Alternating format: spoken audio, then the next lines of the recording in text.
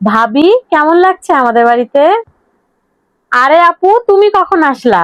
আসো, বসো। এই তো ভাবি, কিছুক্ষণ আগেই আসলাম। সমস্যা নেই। ভালো তো লাগছে, কিন্তু বোরিং লাগছে। এখানে যেন কেউ কারো বাড়িতে যায় না। আমাদের ওখানে কি হতো জানো?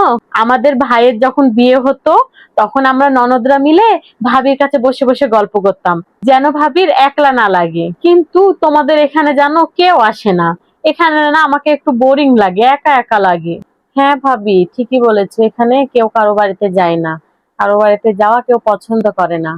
তাছাড়া এখানে সবই ভাল লাগছে আপু, কোনো সমস্যা হচ্ছে না। আংটিটা নতুন নাকি? বাবার বাড়ি থেকে দিয়েছে নাকি? কই, আগে তো দেখিনি। এই আংটিটা এই আংটিটা আমরা বিয়ের পরে কক্সবাজার গেলাম না, তখন তোমার ভাইয়া এটা আমাকে গিফট করেছে।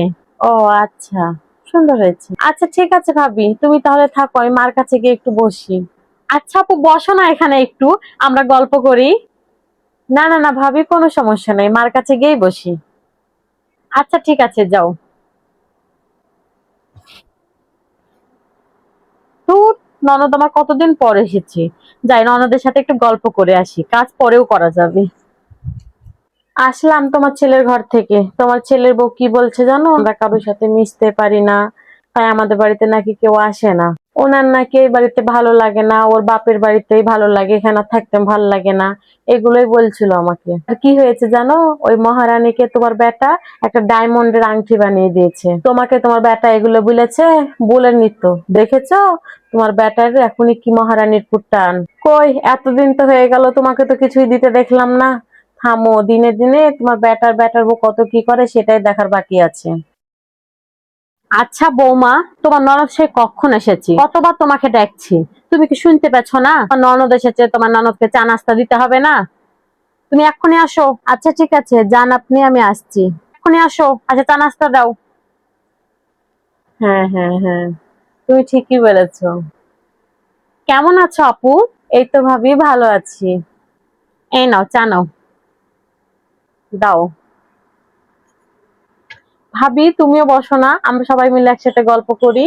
না গো, আমার কাজ আছে, তোমরা গল্প করো, আমি পরে আসবো।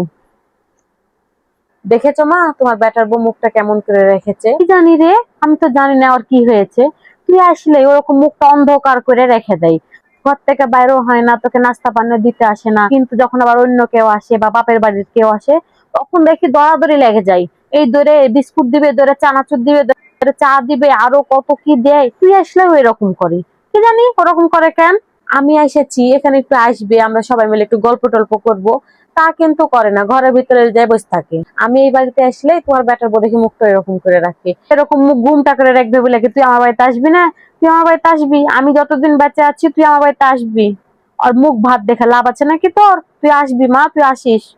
মুখটা ওই রকম করলে কি আমার আর আসতে ইচ্ছে করবে? আমি শুধু তুমি আছো তাই আমি খালি আসি। তুমি যখন থাকবা না, তখন আমি আর আসবোই না।